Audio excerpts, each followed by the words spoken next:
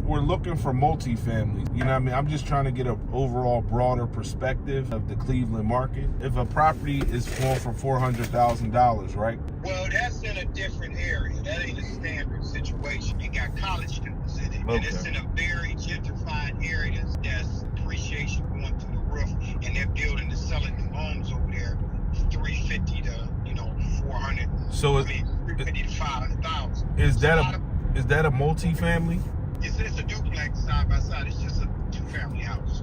You take it to $5,000 a month. So $5,000 a month, and in Cleveland, what are they responsible for as far as sewage, trash, or anything like that? The only thing you would be paying for is the owner's water and sewer, but this property will come with like a 15-year tax abatement, meaning that the taxes are going to stay at where they are now, which is about $800 a year.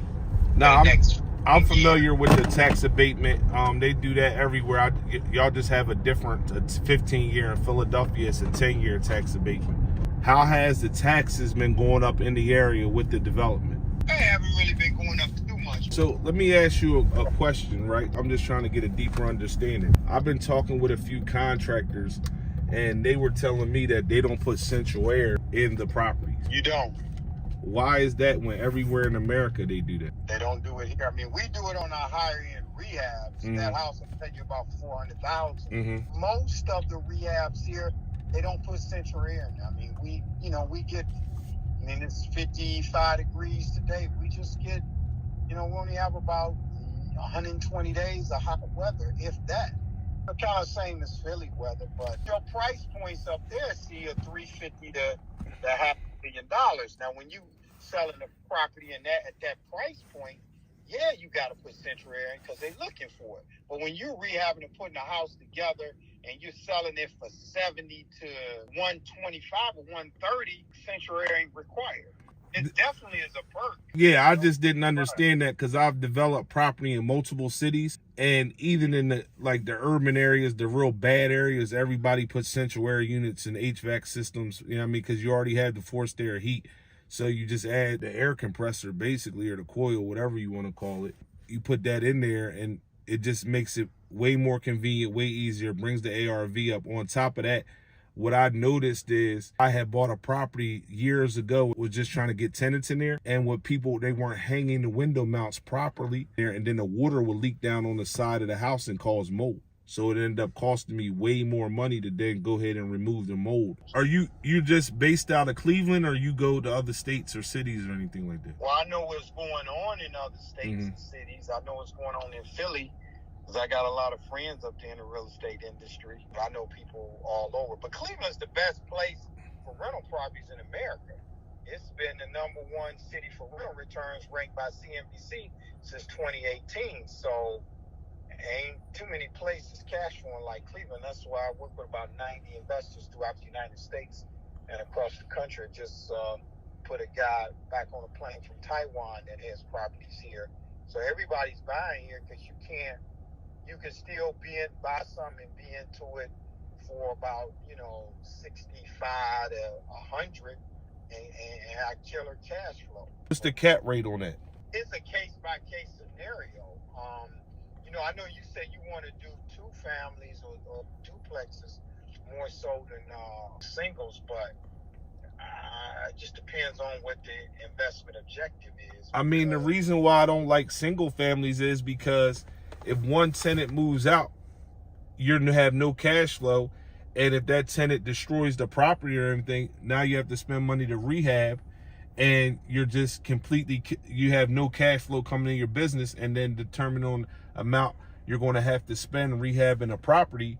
That's why I don't like single families. At least with multifamily, if somebody messes up an apartment, I have some cash flow coming in, especially if you decide to refinance. So we're going to be doing cash deals. But if we decide to refinance and pull the money out, and then now we're using that the money from that refinance to go out and buy more property, and expecting the tenant to carry that note while we're in the process of rehabbing the other properties, and that tenant moves out and he destroys the property, now we have to physically come out of pocket again. So that, I get the ideology, but there's a different perspective on that from my viewpoint and what I've experienced. So the flip side of that is this: you can get a single and rent it out for $1,200 to $1,300 and have a tenant paying the water and the sewer bill, and then you can get a two-family and you could be getting $1,400, $700 each unit in a two-bedroom. But the average person in a two-bedroom moves every 2 years. So when they move, you got to turn that unit. You got loss of rents. You got to pay a placement fee to put somebody else in there. And the average person that's single stay there 5 years.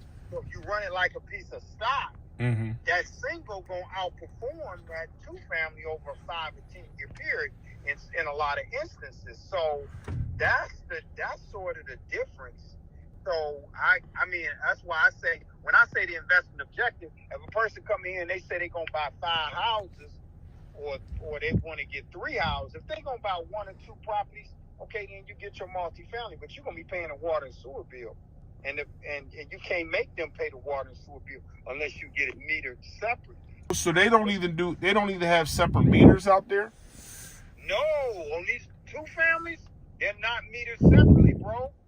Everybody that owns a two-family here, the owner pays it because we can't measure the usage of the person on the left or right if it's a duplex, or the person up and down if it's a two-family.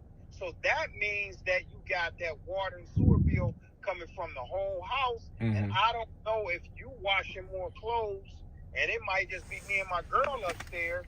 You might have people coming over to the house washing clothes left and right. I don't know who to charge, so I'm eating that. And these water and sewer bills up here gonna run you on a double $150 to $250 a month. Again, you got that two-family, and you're getting $1,400, but you're paying back $250 a month. You're walking away with $1,150, where you could rent it out a single and get $1,200 and let the tenant pay the water and sewer bill. You coming out ahead, and that person ain't gonna move, because at the end of the day, everybody desire their own house, even though they don't own it. You got people arguing about who's in the driveway. I got 2 people fighting now in a two-family with both of them. The tenant upstairs ready to move because the attic is finished. She paying more money, but the tenant downstairs have her friends over. She don't even own a car, and they block the driveway. So this girl can't even get out. They can't even get out in the morning and get to work on time because they blocking the driveway, playing music loud. They younger. She's older. You got beef going on. So it's 6 in one and a half dozen in the other. So I'll never say a two-family isn't more profitable. I mean, I got a two-family we managed, tenant been there 30 years. And she's downstairs on the first floor. So I got a single, the guy been there 35 years. So it just depends. But if I'm buying 5 properties here, or I'm trying to build a portfolio, I'm going half and half. And then you can be the judge of that. I mean, at $70,000, buying 5 units is not an issue. No, I'm not saying that, but I'm just saying in terms of getting a mixture of some two families and singles to kind of offset, your perspective or whatever. So, because on one, you paying. I just moved some people in the house yesterday, and they paying $1,100. They paying the water and the sewer. So he coming out better than he coming out on this two family that he bought. There's some long-term tenants, but they was only paying $500 a month. Up and down, he raised it to $600. He only getting $1,200, but he got to pay the water and sewer. So when he gets to paying that water and sewer, he making less than what he making on the single. I understand that stuff makes sense, but people buy houses for good schools, nightlife, and jobs. Like, what initiatives is Cleveland putting into place to make the rent go up or the property value go up? City ain't putting nothing in place to make the values go up. It's just certain neighborhoods are stronger than others. Certain neighborhoods are going up. I'd have to take you through the whole city.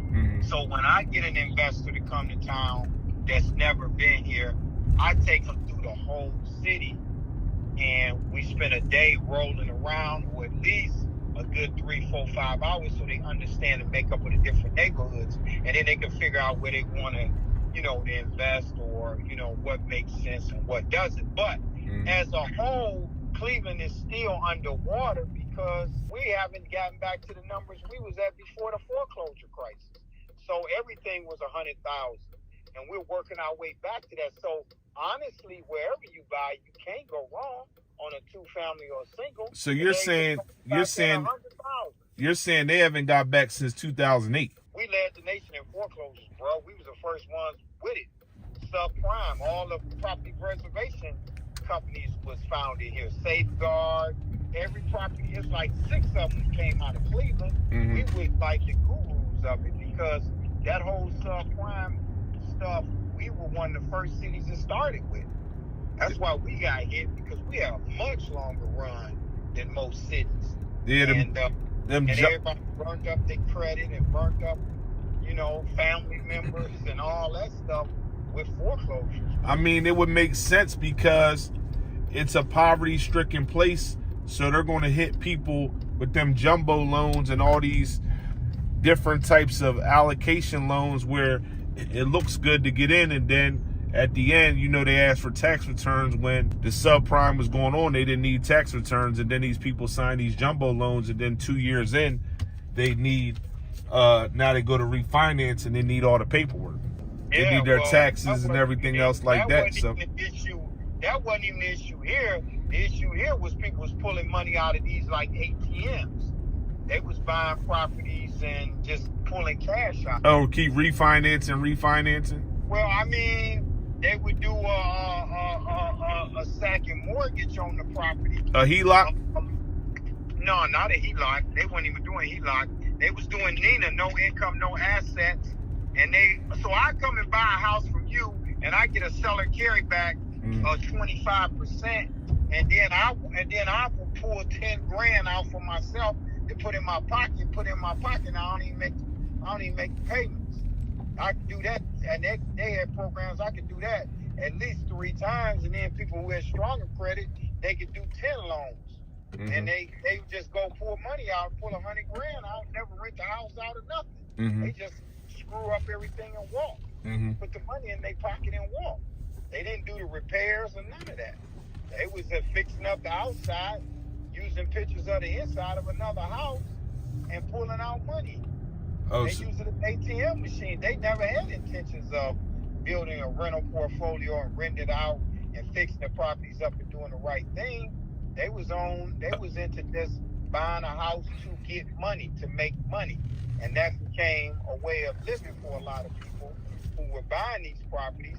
Let me buy a property and pull some cash out, $10,000 or $15,000. They never even got to the refinance thing. Where is that? That was never even on the table. Oh, so it was just basically a big scam going on, is basically what you're explaining. Oh, yeah. A lot of that was going on, man. But it also put people in a position to buy houses they couldn't buy them before. Some of them maintained them, and some of them people lost their stuff, too, because if they was a tenant, they was renting it, they took the seller's second to 10% or 15 or 20 or 30%, and then they, bought the house that they was living in and they was renting. What were you doing differently that kept you afloat than everybody else? I'm a real estate broker and an investor. So I was handling REOs, bank-owned properties with Fannie Mae and Freddie Mac, and so I was doing bank-owned foreclosures, and I was doing them in high-priced areas for our area at the time. There were properties $250,000 to $500,000, so I didn't miss a beat. Nah, that definitely makes sense. And then you were able to capitalize when everything went to shit. You were able to capitalize. Well, on some of it, because some of my stuff got caught up in it too. Because when the market sunk, I had lines of credit, and I had properties. I had 70 grand into new windows, new vinyl, new roof that wasn't worth but for 20 to 35,000.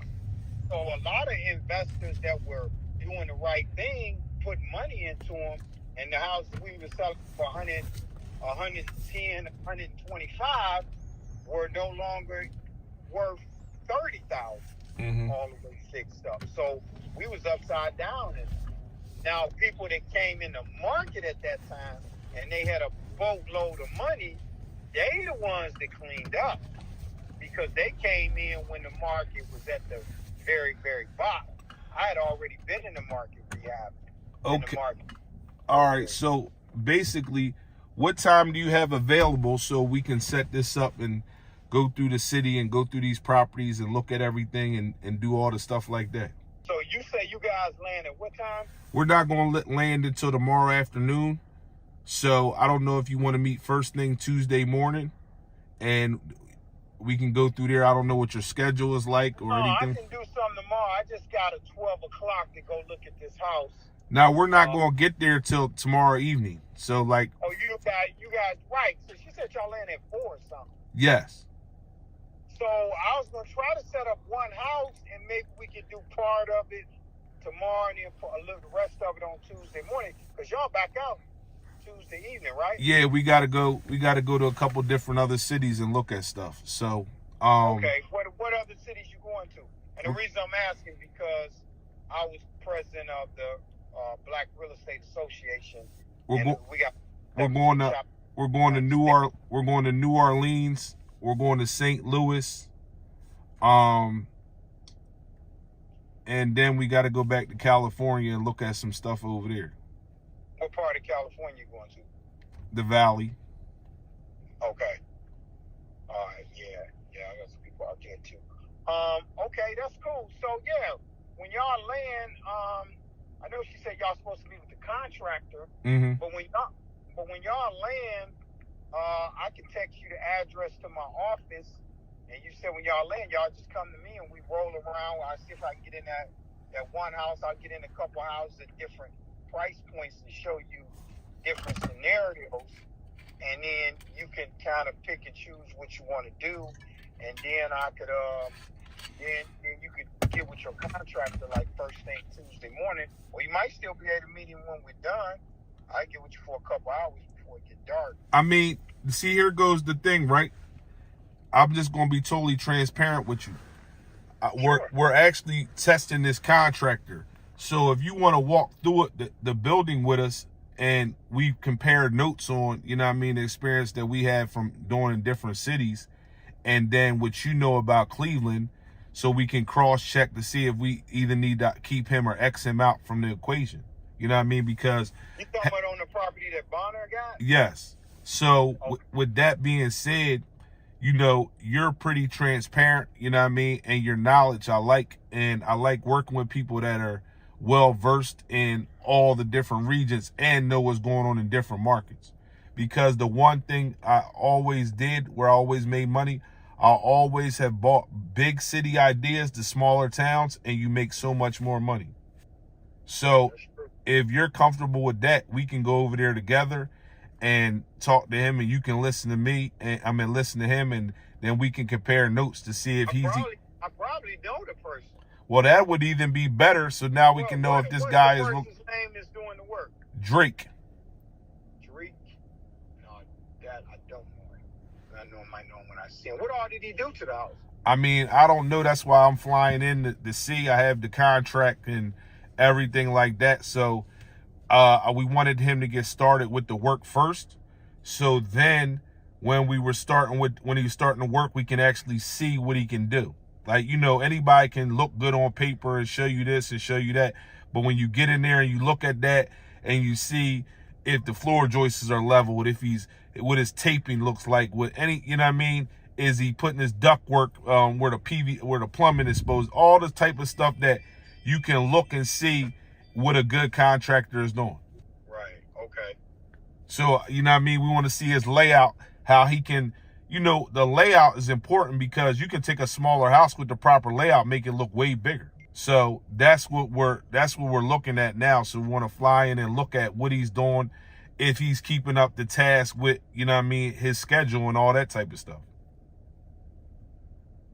Okay. All right. That's cool. So what we'll do is tomorrow, before we take off, I'll text you. And then we land, I'll text you and see what your schedule's looking like, and then we can go from there. Okay, then give me the time y'all supposed to be landing. Like 3:10. 3:10. Okay. All right. So you want me to set this house up for 5, I mean, I don't know. A couple hours with him should be enough, right? Yeah, should just take no more than an hour. We just need to get a rent a car, and then however long it takes us to get a rent a car from the airport, we can just drive straight over, and we can check into our hotel when we're done everything. Right. Okay, that's cool. All right, so I look forward to talking to you and seeing you tomorrow. I greatly appreciate the time you spent giving me the information, and I'm definitely going to do a little bit more research when I get back to my laptop. I'm about to go in the house now. Okay, no problem. Yeah, you can Google some stuff, and Cleveland is a very unique market. Okay. All right, thank you. I greatly appreciate you. Yep, no problem. All right.